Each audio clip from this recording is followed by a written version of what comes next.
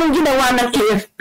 Anong ginawa ninyo mga polis? Ipinasok niyo si Duterte sa eroplano at inilipad niyo palabas. Is this according to the arrest proceedings ng ICC? No. Is it according to the arrest proceedings ng Pilipinas? No. So kayo mga polis, kayong AFP, anong batas ang sinusunod ninyo mga puto?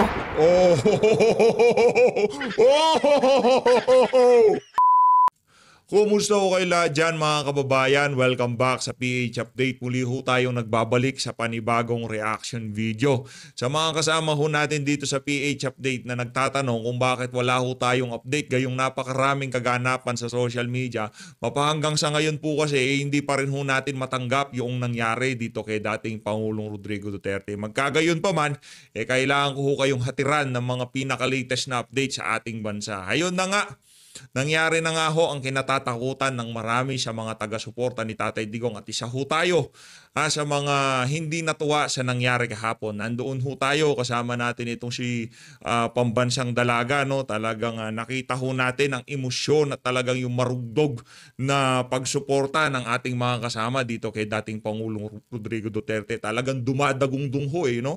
Yung mga kasama natin dyan sa Villamor Air Base kahapon. Talagang yung pagmamahal at pagsuporta kay dating Pangulong Rodrigo Duterte. Saludo ho tayo ng dalawang kamay sa lahat ng nakasama natin dyan sa Villamor Air Base. At para naman doon sa mga nag-comment at nag-react dyan sa mga kaganapan kahapon, palakpakan ho natin ang bawat isa sa mga kababayan natin na nasa area at siguro hindi natin alam pero siguro busy.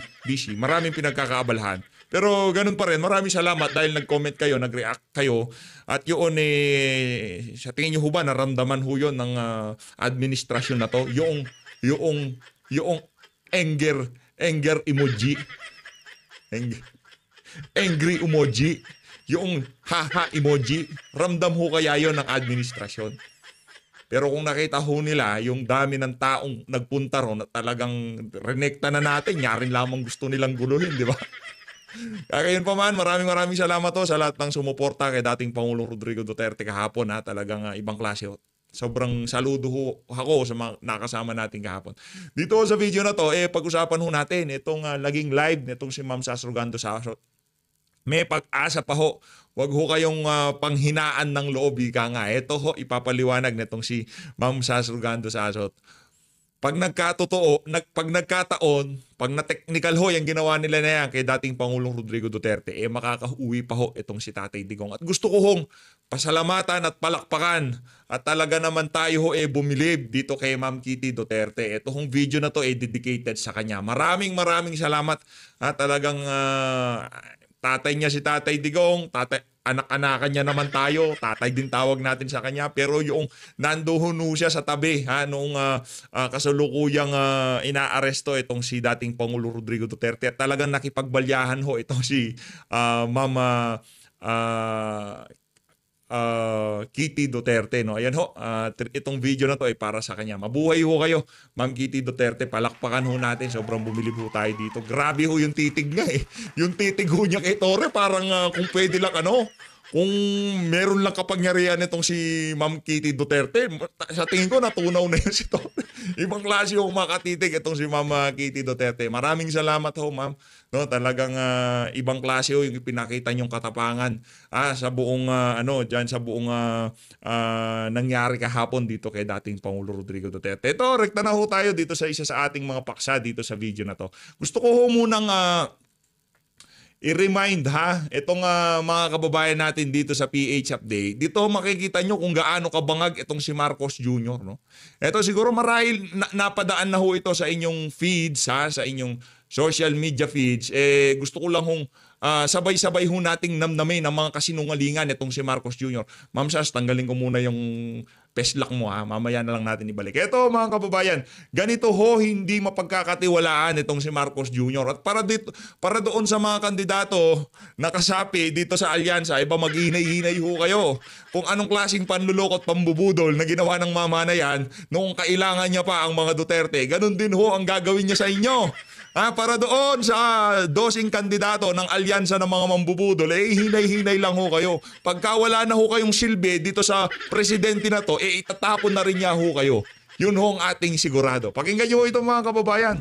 Yung sa ICC, sir, will you clarify the statement na nandito na raw yung army representative? Did the government allow them to enter the country? Ako! Also, Yan na nga po sinasabi natin. Okay, let me say this for the 100th time. I do not recognize the jurisdiction of ICC in the Philippines. Wow! I Grabe naman consider yan. it as a threat to our sovereignty. Therefore, the Philippine government will not lift a finger to help any investigation that the ICC conducts. However, Anak ng toko, balita namin yung eroplanong ginamit. Sa'yo pa, teka lang ho, hanapin natin ha. Ito ho mga kababayan, will not lift a single finger. Ito, ano yan? Eroplano mo pa. Kung hindi mo man eroplano yan, eroplano ng malapit sa'yo ang pinagsakay dito kay dating Pangulong Rodrigo Duterte. Anak ng toklo, will not lift a single finger. Julol! Anak ng Petrang Garapata, nakakabanas ka na Marcos Jr. ha. Kaya para doon sa mga kababayan natin, etong presidente na to, merong saltik. Yun ang sigurado natin. Kaya ayaw pa ho muna nating maggumawa ng content, video eh. Alam ni Madam to eh, kasi kagabi yung emosyon natin napakatindi. Ayaw ho natin idamay yung mga viewer natin doon sa ating sobra-sobra ho kasi baka makapagsalita ho tayo ng hindi maganda o kung ano masabi natin dito kay Marcos Jr. na ikakapahamak natin. Diba? Mahirap na eh. Kaya gusto kong pahupain kahit sinasabi nila, ang daming update oh. Mag-update ka, PH update. Okay lang na walang balita. Okay lang na walang update. Okay lang kay PH update na walang issue. Wala ho tayong problema kung wala tayong ma-content. Huwag lang makulong si Tatay Digong. Yun yung atin dito. Yung iba kasi dyan masaya pagka may ganito. Kasi pera-pera lang sila. Real talk. Pera-pera lang kayo. Pera-pera lang. Mga buwisit kayo. Hindi naman lahat. Di ko linalahat. Kalma lang. Kayo naman. Yung mga masaktan, di bahala kayo dyan. Pero kilala ko ho dito, yung mga pera-pera lang. Buwisit kayo. Diba? Pagka may content, mabilis pa sa alas 4. Nandyan sila. Di ako nagpag-away ha. Wala akong gustong awayin. Sa bagay, pera-pera nga pala. Tuloy. Dito tayo kay Marcos Jr. Pakinggan natin mga kasinungalingan niya. Tapos rekta tayo kay Ma'am Sas. as ordinary people, they can come and visit the Philippines. Pero hindi kami tutulong sa kanila. In fact, binabantayan namin sila, making sure that hindi sila, that they Ayokong as much as possible, ayokong magsalita ng kung ano-ano dito sa vlog. Gusto ko ano lang tayo, yung maayos na talakayan, maayos na usapan, walang maraming kabalbalan. Yun ang gusto ho natin dito. Purely reaction. Kumbaga kung ano yung mga nararamdaman natin, yung feel nating tama o kung meron mang punto yung mga pinagsasabi natin, hanggang dun lang. Pero pagka nakikita ko ang pagmumukha nito, lalo na si Torre, naku, kung ano-ano pumapasok sa utak natin kagabi pag nakikita natin si Torre. Walang yang Torre to. Pag nakikita ko pagmumukha niya, kung ano-anong pumapasok sa utak ko. Kung ano-anong pumapasok sa utak ko na hindi dapat isipin. Ayoko munang makita pagmumukha ni Torre kahit mga 3 taon lang mula ngayon. they do not come into contact with any agency of government. And if they are in contact, Pahala ka nga sa buhay mo. Yan baka masamain ng ibang mga kasama natin dyan. Di ho natin linalahat ng mga vlogger na nagko-content ngayon ay pera-pera lang. Ang sinasabi ho natin dito, yung iba dyan. Pagka merong ganitong issue, talagang palong-palo sila. Di ba? Palong-palo ho sila. Yung talagang gigil na gigil sila. Dapat, banatan natin. Try natin kagad. Marami yung nagko-comment, nagtatanong, bakit wala kang upload? Ang daming ganap. Kasi uling upload natin kagabi pa ng madaling araw nung pag-uwi natin sa bahay nung nakita natin yung kay Cayetano. Sabi ko yung kay Cayetano, may punto tong si Cayetano dito. Di ba? Sa lahat, hindi ho siya kandidato o kung ano pa man. Nakita ho natin yung Cayetano na kung saan nakita niya yung sinseridad nung matanda nung naging tandem ho sila nung 2016 national election. Yun ho ang nakita natin Cayetano kahapon. At yung pinapairal, yung rule of law, kailangan munang i-exhaust lahat ng legal matter o remedy dito sa Pilipinas bago natin ipamigay yung sariling naging presidente natin. Yun ang sinasabi ni Cayetano. Kaya ho natin sinare, pero dapat kahapon pa lang matutulog na tayo. Pasensya na ho kasi yan na nga ba sinasabi natin, kaya ayaw muna natin bumanat Mainit ho talaga sobrang init Sa mga nakasama natin kahapon, saludo. Yung merong, mamaya sa susunod na video papakita ko sa inyo, merong nakasaklay na lang, nakasaklay, nagpunta ho doon sa Villamor Air Base. Merong mga angkas driver, merong mga grab driver, pagka wala silang nandun sila sa daan. Yung mga rider talagang nagsisigawan. Nakita ho natin, nagpunta ho doon. Kaya maraming salamat sa mga nakasama natin. Maraming salamat saludo. Saludo. Sa mga hindi naman ho nakapunta at talagang merong ginagawa, naiintindihan ho natin yon. Sinasabi ho natin dito, mas mainam sana kung talagang nagpakita ho tayo ng napakatinding pwersa. No, wala na si Tatay Digong, tapos na yon. Ika nga, next chapter na tayo. Pero sana sa susunod, kung sakaling kailanganin ho yung ating presensya sa kalsada, ipakita ho natin ito. Dahil mas mabigat yung makikita nilang bilang sa kalsada kesa doon sa comment, react sa social media. Yun hong totoo doon. Hindi nyo ho ba narinig yung mga nung nagsalita si Cardema, kung malapit lang kayo sa area, norte pa ho ako. Hindi naman sa ang tawag dito, kinikwenta ko yon na malayo. Hindi ho yun. Ibig sabihin, kung kaya ko, mas kaya nyo kung malapit lang kayo doon. Nagmukha tayong mga keyboard warrior kahapon. Yung mga OFW naman ho, naiintindihan natin yan. Maraming salamat. Pero yung mga nasa area, my goodness. Sinicheck ho kasi natin kung saan bandang parte ng Pilipinas yung mga nanunood. Natatawa ho tayo. Nandiyan sa Metro Manila, Caloocan, Bulacan, napakadami, Laguna. Napakamuto tayo. My goodness, bahala na ho kayo dyan. Magalit na yung mga magagalit. Pasensya na ho kayo Pasensya na ho talaga mga kababayan. Kasi kahapon ho talaga, talagang kailangan tayo ni Tatay Digong. Pero para magpaka-keyboard warriors, di ko alam, nasa sa inyo naman ho yan. Ito ho yung tagpo. Ay baka, ngayon pa lang ho, nangihingi na ako ng pahumanhin sa mga manasaktan. Paumanhin ho. Meron pa naman hong next time. Ito. Game, dito tayo dito sa tagpo na kung saan talagang itong si Kitty Duterte, ito, pakikipagbalagbagan ho tayo dito sa bata na to. Ayan o.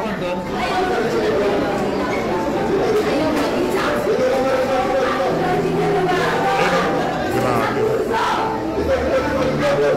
Putang inang tori to. Sorry po. Sorry po, pasensya na. Hindi ko lang po mapigilan Kaya nga ayaw ko muna hong gumawa kasi kung ano pa masabi natin. Pasensya na ho. Naririnig ko pa ng boses ni Tore, parang yung tipong, may araw ka din. Alam niyo ba, hindi tayo nakatulog? Every 5-10 minutes parang naaalimpungatan tayo na ma-realize natin wala si Tatay Digong. Di ba? Grabe Pasensya na doon sa mga nasaktan, doon sa mga sinabi natin. Sa mga hindi nakapunta, pasensya na. Nangingiyo ako ng paumanhin. Kasi dala lang ho ng emosyon yan. Kaya, okay, at least nailabas na natin. Punta kami sa gate 1. Nitong si Madam Pamela, lakad. Tingnan, punta namin si BP doon. Tapos balik kami. Sa gate 2. Ay, gate 5 ba? Layo. Ang layo ng Pangilan. Lakad-lakad kami. Alas 12 ng gabi, doon kami. Alas 11, alas 10, mga ganun. Lakad-lakad kami.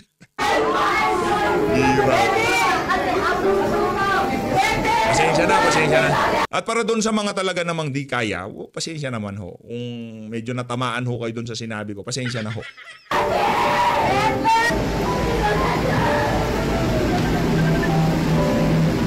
Shoutout sa mga pulis na nandyan. Shoutout sa inyong lahat. Wala kaming pakialam dyan sa mga crocodile tears nyo na yan. Nakananto ka. Alam nyo nang mali, umiiyak kayo tapos sinayaan nyo pang umalis. Sino magkaparehas ng sentimiento sa atin dyan? Yung mga iyak-iyak nitong mga pulis na to, nakukornihan lang ho tayo. Korni lang, sa totoo lang. Di ba kayo nakukornihan? Nung nakita natin kahapon, umiiyak ko. Kawawa naman yung mga pulis na pipilitan lang sila na sumunod sa trabaho na ito. Umalis ka, mag-resign ka dyan kung sa tingin mo naiiyak ka dahil mali na ginagawa mo. Ano pag ginagawa mo dyan? Anak ng tokwa. May mali pagka gano'n, di ba? May mali sa atin.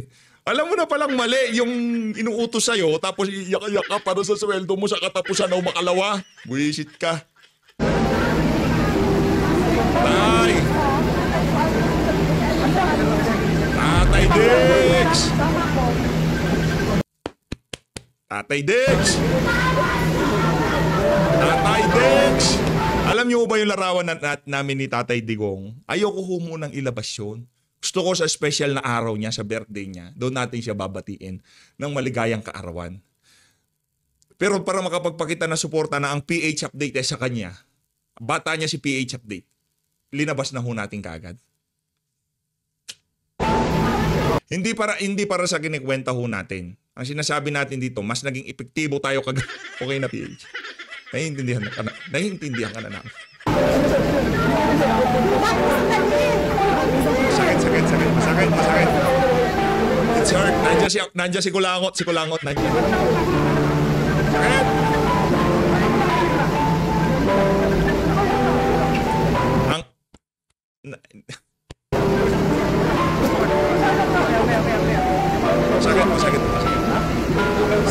Sakit. Masakit. Tipong kagabi, yung tipong, okay, tara na, balagbaga na tayo. Di ba? Nagkikusa ka ganito, ganyan. Di ba? Wala na silang kinikilalang batas, pero sa ating ginagamit nila yung batas, mga buwisit na to. Tapos sinabi nila, papanood ko yung video.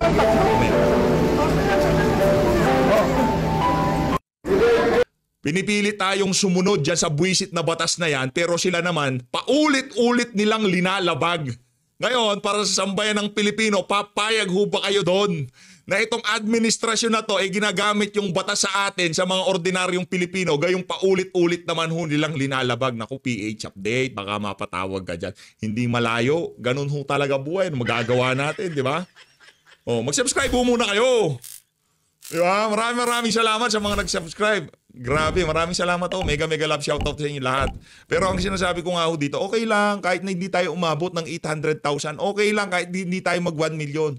Wag lang makulong itong si dating Pangulong Rodrigo Duterte. Okay lang kahit walang views, okay lang kahit walang topic, okay lang kahit, di ba? Ito nga may topic, ang topic mo naman si Tatay Digong. Nantokwa, oo. Hindi ko kasi tayo uhaw sa content. Wala ho tayong pakialam sa tutuusin. Wala tayong pakialam. Okay na ho tayo. Kung magka-views tayo, okay. Kung walang views, okay lang. Di naman ho kailangan na yung sagarain. Nantokwa, bad trip. Ito na.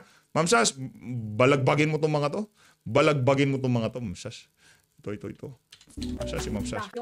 Ayun.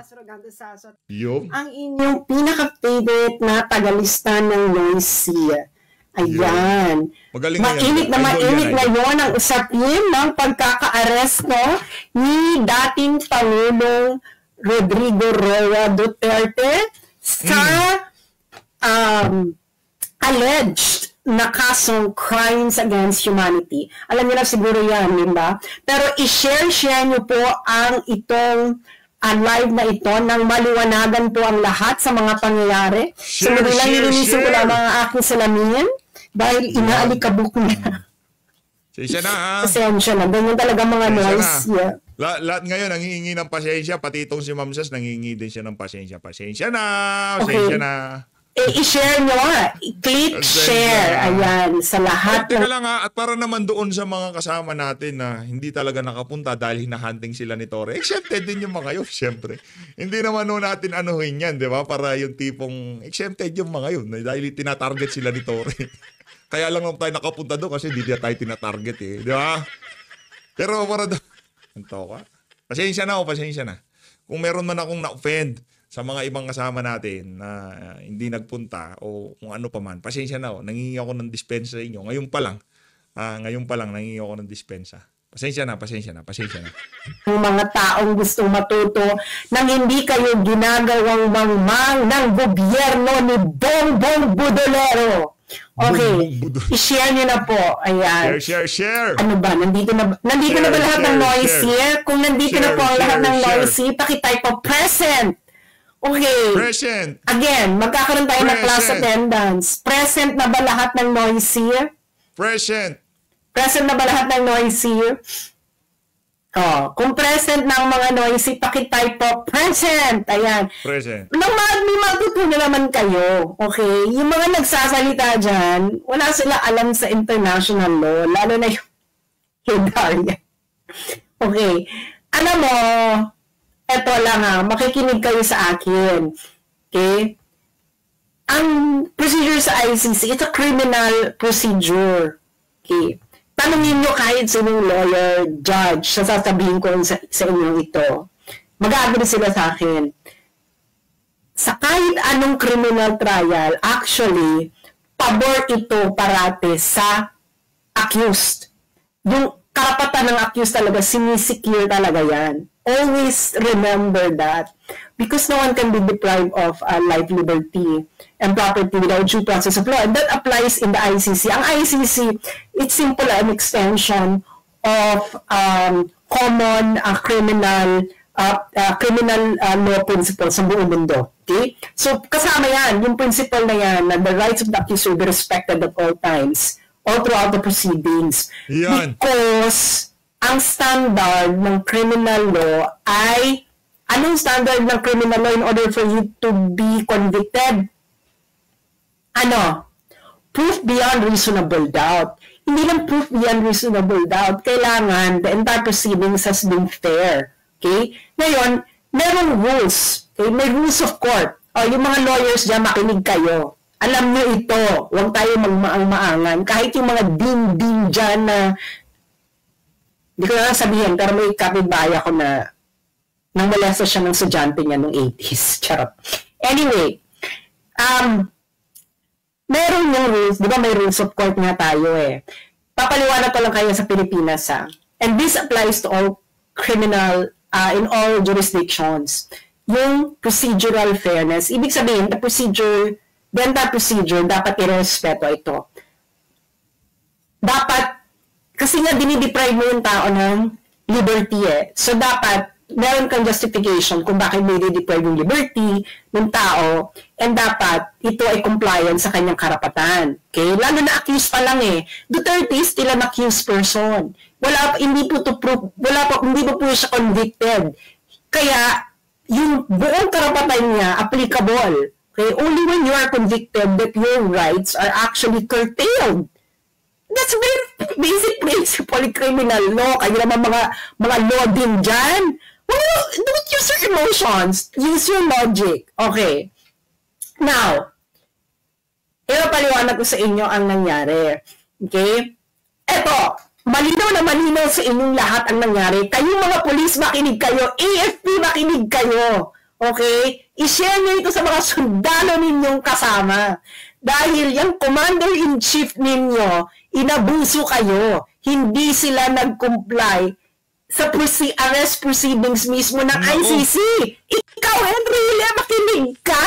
Enrile, okay, may mga pa-comment ka pa na international. Hindi mo naman alam yung international law. Enrile, makinig ka nang may matutunan ka. Diyos mio. Okay. Eto bibigyan natin yung facts. Okay? Facts muna tayo, facts. Okay, anong ginawa nila? Inaresto nila si Digong. Dinala saan? Dinala si Digong pagka-aresto. Saan? Saan dinala? Isulat nyo nga. saan dinala si Digong nung inaresto siya? Saan siya dinala? Saan po siya dinala? Saan po siya dinala? Si Digong nung inaresto siya. Saan siya dinala? Hindi ba sa Villamor Air Base? Dinala si Digong nung inaresto siya by virtue of arrest warrant ng ICC. Dinala siya sa Villamor Air Base. Tapos nandun si Torres, binabasa-basahan pa niya ng right si Digong. Tapos si Digong ay isinakay sa aeroplano at inilabas sa Pilipinas, and the airplane now is going to on route to Rotterdam sa Netherlands. Okay, Rotterdam is just a city next to The Hague. Kaya sa Rotterdam yung dinala kasi I believe ang Rotterdam ang airport sa Rotterdam ang tumatanggap ng chartered flights. Anyway, so yun ang facts. May ICC arrest warrant daw. Kinuha si Duterte, dinala sa Villamor Air Base. That's a fact. Nakita niyo yung lahat. Ano ang arrest proceedings ng ICC? Makinig kayo really, itong international law. Okay. Ano? Ito. Papabasa ko sa inyo. Article 59. Ito ang arrest proceedings ng custodial state. Ito ang batas. And really, itong international law, makinig katanda. Article 59 ng ICC. Meron po procedure of arresting an accused. Okay, meron. Batas ito na. Let's work under the condition na nasa jurisdiction tayo ng ICC. Kaya wala tayo sa jurisdiction, edi lalong mas mali yung pagkakareso nila. So, assuming for the sake of argument, na ang Pilipinas ay under sa jurisdiction ng ICC, meron pong arrest proceedings ang ICC. Ano ito? Nandito ito sa Rome Statute, and really, magbasa ka! Naku, yari si Enrique magbasa dito. Kayo, PNP, magbasa kayo! Bong, wag puro singhot. Article 59 ng Rome Statute. Anong sinabi ng Article 59.1. Ito ang procedure. A state party which has received a request for provisional arrest or for arrest and surrender shall immediately take steps to arrest the person in question. Ano ibig sabihin yan? Pag naka-receive ka, arrestin mo kagad. Correct. Sabihin natin, correct yung ginawa nila. Inaresto nila. Nakatanggap sila ng warrant of arrest. Inaresto nila. Pero may next step, mga friends. May next step pag inaresto mo. Ano ang step 2? Step 2. A person arrested shall be brought promptly before the competent judicial authority in the custodial state, which shall determine in accordance with the law of the state that 1. A. Warrant applies to the person. 2. The person has been arrested in accordance with the proper process. And C. The person's right have been respected. Step 2 pa lang tayo. Anong sabi nito? Tatagalogin ko. Pag ikaw ay inaresto, anong dapat ang gagawin sa'yo ng arresting officer? Dadalhin ka sa harapan ng competent judicial authority. Ibig sabihin, si Digong dapat dinala saan? Sa hukuman ng Pilipinas. Sa harapan ng hukuman ng Pilipinas. Pero anong ginawa nila? Saan nila dinala si Digong? Sa Villamor Air Base. Kailan naman naging korte ang Villamor Air Base? Napakalinaw dito, mga engot kayo. ICC law ito ang ICC procedure.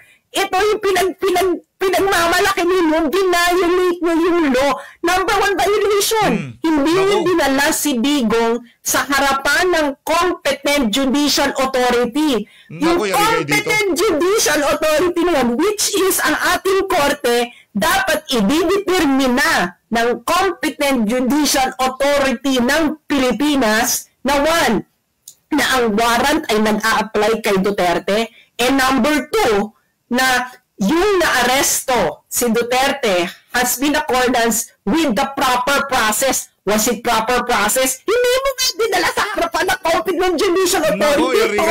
Tanga ka! Ikaw ang may kasalanan nito. Ignorance of the law. What excuses no one. Nasa batas ng ICC, Torres, Bongbong Marcos, na pag inaresto mo, may inaresto ka na may warrant of arrest from the ICC, dadalhin mo yung inaresto mo dapat sa harapan ng competent judicial authority sa bansa mo. Yaan ang nasa batas ng ICC. You violated it. You violated it. Okay. Di ba? Violated na. Kita niyo lahat saan dinala si Digong.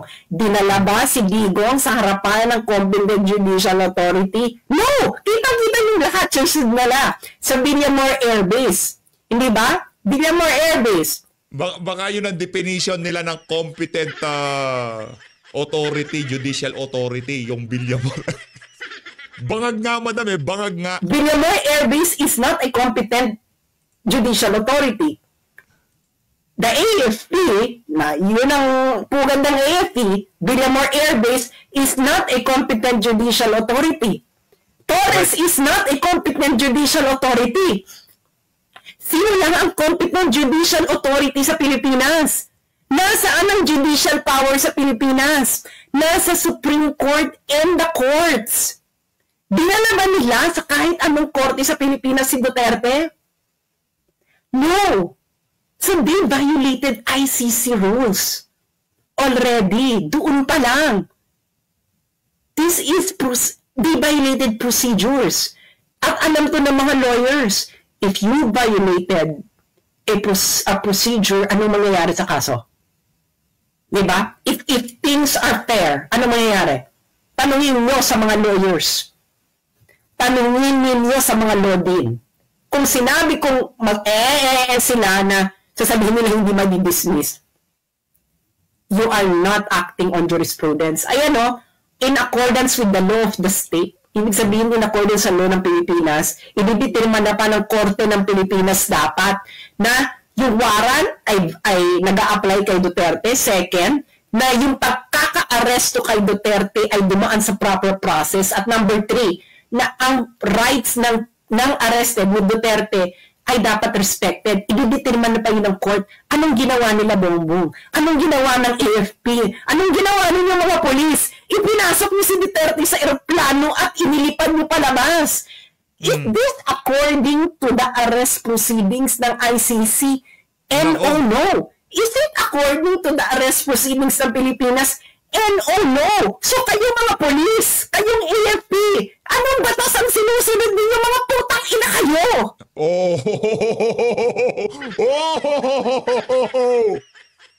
Mga lunukin na lang ho natin. Mga na kayo.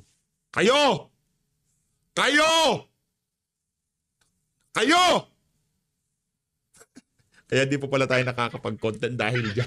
Wala na mo, konti na lang. Mailalabas na natin ng konti-konti.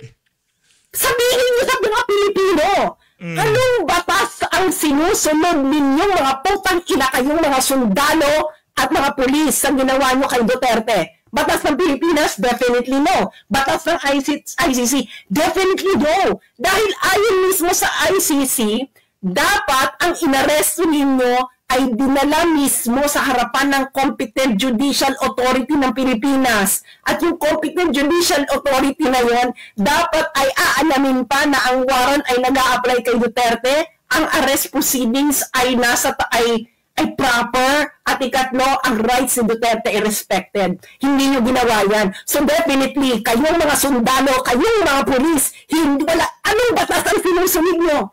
Explain it to the Filipino people. What was the law did you follow? Illegal. Everything that you did is illegal. You are not following the Constitution. You are not even following the ICC statute. So what are you following, kayo mga sundalo at mga polis? Magising kayo. Ouch! Magising kayo. Paki-share, paki-re-upload, paki-re-content, paki-splice. Magising kayo. Sa mga kasama natin di pa na banatan to. Banatan nyo na. Ito na oh. Ngayon, okay, nag-violate na sila doon. Hindi ba? Nag-violate na sila doon. Hindi nila iniharap si Digong Hindi nila hinarap si Duterte sa competent judicial authority. Dinala nila, di ba, sa Villamor Air Base, and when from Villamor Air Base, inilakay ng eroplano. That's not according to the arrest proceedings of ICC itself. Meron ka ng procedural flow. Kayo ang nagkamali. Kayo mga pulis, mga sundalo, wala kayong batas na sinusunod. Mahiya kayo sa mga anak ninyo, sa pamilya ninyo, at sa bansang Pilipinas. Anong batas ang sinusunod ninyo? Ito ang batas na umihiral sa arrest ni Duterte. ICC statute. And according to the ICC statute, dapat si Duterte ay iniharap sa competent judicial authority ng Pilipinas. Hindi nyo ginawa yan. So, anong sinusunod ninyong batas? Wala. Oh, ngayon, violated na yan. Pupunta ngayon tayo sa Article 59.3. Anong sabi ng Article 59.3 ng arrest proceedings? The person arrested shall have the right to apply to the competent authority in the custodial state for interim release pending surrender. Anong ibig sabihin nito? Di ba? Inaresto mo. Tama. Inaresto nyo. Kayo, tama. Ang pagkakamali nyo, kayo mga sundalo at mga polis, hindi nyo ginawa yung step 2. Dinala nyo dapat si Duterte sa harapan ng competent judicial authority ng Pilipinas. At pag nakaharap na si Duterte sa competent judicial authority, doon siya mag-a-apply ng interim release pending surrender. What did you do? You violated the procedures of ICC itself. Sabihin nyo nga sa akin, kayong mga lord din na nagmamarunong-marunong, was Article 59.2 complied with? Kitang-kita ninyo ang nangyari. Kitang-kita ninyo mga nangyari, kayong mga law din na nagmamarunong. Kitang-kita ninyo ang mangyari. Hindi na natin kailangan ditong mag-calisthenics. Alam niyo at alam ko, pareho tayong may alam sa batas. If the law is clear, we refer to the ordinary language meaning of the law. Ano ang ordinary meaning ng Article 59.2, kayong mga law din? A person arrested shall be brought promptly before the competent judicial authority in the custodial state. Ordinary meaning. Ano ibig sabihin yan? Yung inaresto mo, dapat dadalhin mo sa harapan ng competent judicial authority. Ordinary meaning, mga friends. Bakit kaya hindi nakita ito ng ng mga abogado nitong si PRRD? Itong nakita na to ni Ma'am Sastrogan Saso. Teka lang, kailangan muna nating hiharap sa competent judicial kung ano man yan, di ba? Di ba? Ba't kaya hindi nila nakita to? Liwanag talaga ng mata nitong si kailangan dito magbalo-balon to. Napakalinaw ng language ng ICC rule. And really makinig ka, this is international law in operation. You didn't comply with this. Sabi mo nga, really, ikaw ang presidential legal advisor, did the BBM administration complied with Article 59.2 of the ICC statute? Malinaw na malinaw sa mata ng mga Pilipino, hindi nyo dinala si Duterte sa harapan ng competent judicial authority ng Pilipinas. Dinala nyo siya sa Villamor Air Base. Villamor Air Base is not a court. Siguro naman malinaw sa ating lahat yan, diba? Baka naman dito bubudulin pa tayo. Villamor Air Base is not a court. Kaya mga sundalo, is Villamor Air Base a court? Is Villamor Air Base the venue of the competent judicial authority na kung saan dapat dadalhin nyo si Duterte pagka-aresto ninyo? Kung hindi naman kayo tanga, Torres, is Villamor Air Base a competent the venue of competent judicial authority? Anong batas ang sinusunod mo? Pakipaliwanag kasi ito ang batas malinaw. Article 59.2. Tama ka, inaresto mo. Ano dapat ang gagawin mo, Torres, pagka-aresto mo? according to the ICC statute, dadalhin mo dapat si Duterte sa harapan ng competent judicial authority. At pag nasa harapan na ng competent judicial authority, si Duterte, yung competent judicial authority, i-assess niya in accordance sa batas ng Pilipinas na 1, na ang warrant ay nag-a-apply kay Duterte, 2, na ang person si Duterte ay inaresto in accordance with the proper process, at ikatlo, na ang karapatan ni Duterte ay nirespeto. At habang nandoon sa harapan ng competent judicial authority si Duterte, pwede siyang mag-request sa harapan ng competent judicial authority ng interim release pending surrender. Hindi nyo nga siya dinala sa harapan ng competent judicial authority. Doon palang mali na kayo. So, merong procedural flaw. Kayong mga lawyer, kung ang accused, kayong mga lawyer, mga dean, kung may procedural flaw sa pagkaka-aresto, Tatapusin natin to. Kung ang karapatan ng inaaresto ay hindi nirespeto sa kahit anumang proceedings, anong mangyayari sa kaso? If things are fair, yung mga lawyer dyan at din, anong mangyayari? If things are fair, kung ang rules mismo ng ICC ay hindi sinunod, di ba, malinaw dyan, dapat dadalhin mo sa harapan ng competent judicial authority si Duterte. Article 59.2. Kayo, nakita na panood nyo lahat. Saan dinala si Duterte? Dinala ba siya sa harapan ng dinala mo ba, Torres, sa harapan ng competent judicial authority si Duterte pagka-aresto mo? Sige na, sasampahan mo akong libel, tanga ka, Torres. This will be your end. You violated a procedure.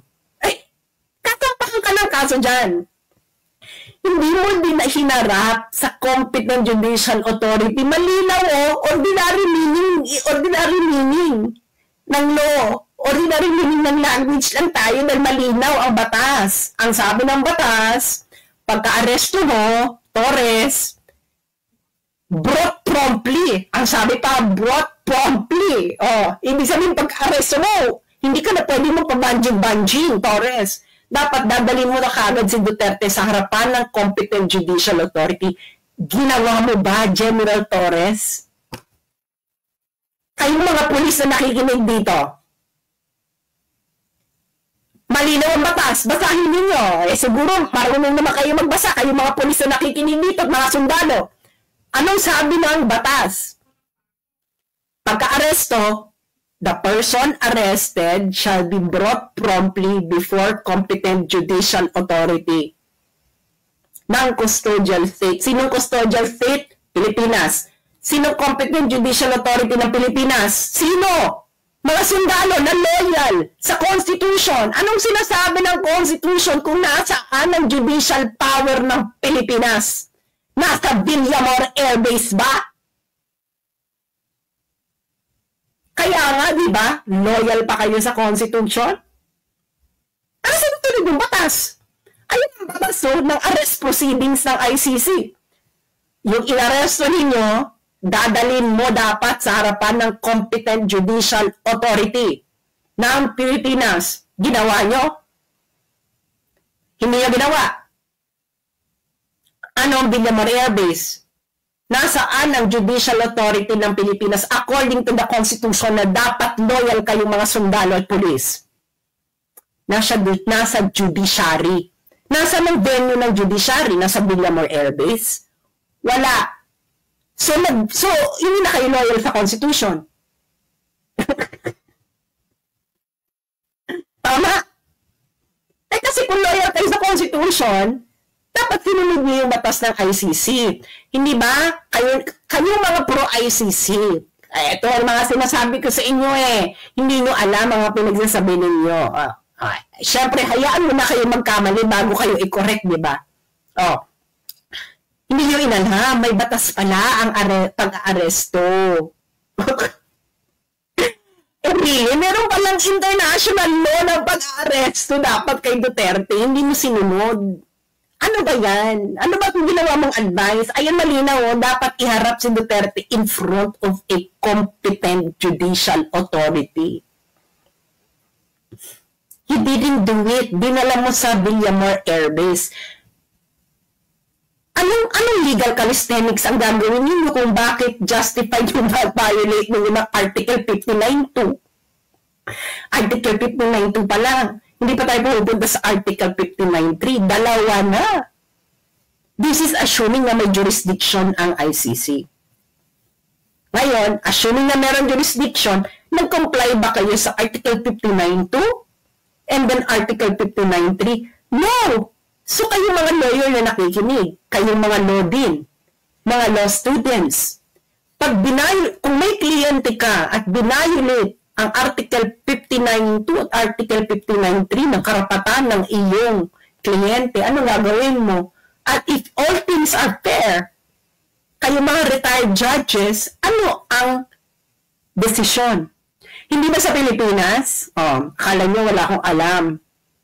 Di ba sa Pilipinas, marami tayong jurisprudence, ang tinatawag na improper service of summons or improper service of warrant. Anong ibig sabihin niya, mga friend? Makinig kayo. Okay? Halimbawa, ikaw, no, may hinaharap kang kaso. Tapos, hindi mo natanggap ang summons. Hindi mo natanggap ang warrant. Ang warrant may dala sa ibang address or whatever. Tapos, nagpatuloy yung kaso. Tapos, na-convict ka. Na-convict ka kunwari. Pero merong flaw sa procedure. Improper service of warrant. Ano ang sinasabi ng jurisprudence ng Pilipinas? Dismissed ang kaso kahit convicted ka because of improper service of warrant. Because the service of warrant is part of the right of the accused that the warrant should be properly served. Ganon katindi kasi sa criminal procedure, the rights of the accused will have to be respected all throughout the proceedings. Hindi na tayo dito kangaroo court, mga friends. Hindi na tayo dito quadcom, no? Meron na pong batas. Ang batas po ay dapat hinarap niyo sa competent judicial authority. Hindi niyo hinarap sa competent judicial authority sa Pilipinas. Flaw! Di ba flaw? Yung mga sundalo, mga pulis, anong batas ang sinusunod ninyo? Makinig, paano yung mga may kakilala ditong sundalo at pulis? Hindi ba loyal dapat sila sa Constitution? Sa Constitution natin, di ba, international law will be part of the law of the land. Di ba, general principles, di ba? General principles of international law will be part of the law of the land. Kaya nga sinasabi nila, ICC is part of the law of the land, emirate. Edi dapat part ito ng law of the land natin, Article 59.2. ICC law ito ng Rome Stat, ng arrest proceedings ng ICC. Paano yan, mga sundalo? Meron bang batas sa Pilipinas na nag-justify sa ginawa nyo kay Duterte? Wala. Meron bang batas sa ICC arrest proceedings na nag-justify sa ginawa ninyo? Wala. So, hindi batas ang sinusunod ninyo, mga sundalo at pulis. Anong sinusunod ninyo? Paki-explika. Hindi batas ang sinunod ninyo nung ginawa nyo kay Duterte. Hindi tao ang sinunod ninyo. So you are no longer under the rule of law, but under the rule of men. Mag-isip-isip kayo. Yung mga matitinong sundalo dyan, makikinig ba kayo, mga kayong mangging kaligatan? I'm pretty sure, no? 16,000 tayo. I'm pretty sure nakikinig kayo. Uulitin natin. Nakikinig kayo. Mga kaasosasyon, makinig kayo. Sa mga kakarating pa lang. Okay? Ulitin natin sa mga kakarating pa lang. Facts muna tayo. Facts. Anong facts? Meron daw warrant of arrest na in-issue ang ICC laban kay Duterte. Inaresto nila si Duterte, dinala nila sa Villamor Air Base. After Villamor Air Base, isinagay sa aeroplano. Malinaw yan sa mga Pilipino. It is clear to the Filipino people what happened. Pero according sa arrest proceedings ng ICC, ito ang batas. Di ba sabi niyo sinusunod niyo ang ICC? So dapat susundin niyo rin ang ICC arrest proceedings. Ano ang arrest proceedings ng ICC? Arrest, yung inaresto, ihaharap mo dapat sa competent judicial authority. Ang competent judicial authority, titingnan ang warrant. Okay, titingnan ng competent judicial authority ng Pilipinas na yung warrant ba ay applicable sa person, ang pag-aresto ba in accordance with proper process, at nirespeto ba ang rights ng inaresto in accordance with the local law. State law, ayun na nakalagay, Article 59.2. Okay? Pagkatapos niyan, habang nakaharap si Duterte sa competent judicial authority ng Pilipinas, doon siya magre-request ng interim release. Ngayon, ang korte ipaprocess yung interim release. I-determine na kung may grounds ba for interim release, etc. Sinunod niyo ba ang arrest proceedings ng ICC? I am operating under your assumption na may jurisdiction ng ICC. Kung may jurisdiction ang ICC sa Pilipinas, then dapat nag-ooperate ka according to arrest proceedings ng ICC. Ayun! Na nga mga kababayan, hindi ho sila nag-operate based doon sa pulisiya ng ICC. Yari ho si Henry dito. Maraming salamat, Ma'am Sasa. Mabuhay ho kayo. Isa ho kayo sa mga talagang sinusubaybayan kong vlogger dito. Yan si Ma'am Joey, yan si Ma'am Sas, third floor, mga banateros. Mga talagang sinusubaybayan at idolo ho natin yung mga matindi ko bumalagbag ho yung mga yan. Kita nyo naman, hindi nakita ng abogado, pero nakita nito si Ma'am Sas Lugando Sas. Mag-iingat ho kayo lahat. Maraming salamat. At palakpakan ho natin itong si Ma'am Kitty Duterte. Palakpakan ho natin. Sobrang... Yes. Maraming salamat.